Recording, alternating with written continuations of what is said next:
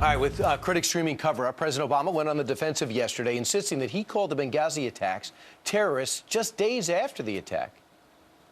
If this was some effort on our part to try to downplay what had happened or tamp it down, that would be a pretty odd thing that 3 days later we end up putting out all the information that in fact has now served as the basis for everybody recognizing that this was a terrorist attack. But the whole thing defies logic.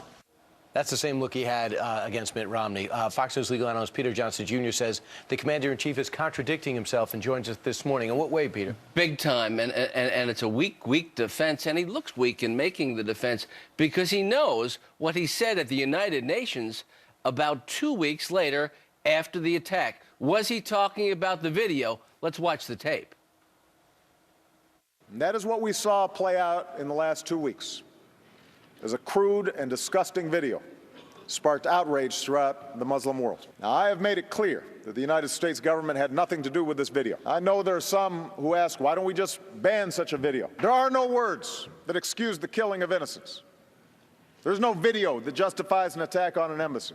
So I don't get it. So the president says 3 days after counterterrorism, yeah, came out and said this was a terrorist attack. But then he went on Letterman, went on The View, and then did that speech, and so blames the video. Well, went to the world, and there was this narrative for many weeks that somehow, yes, there was violence, maybe it was terrorism, but maybe it was also a spontaneous eruption in response to a First Amendment exercise that was anti-Islam by the United States. So it was a narrative that was one hand saying, well, it was kind of uncontrollable and unforeseen and unforeseeable, but yeah, there was some terror involved, or that it was terroristic in effect. Right.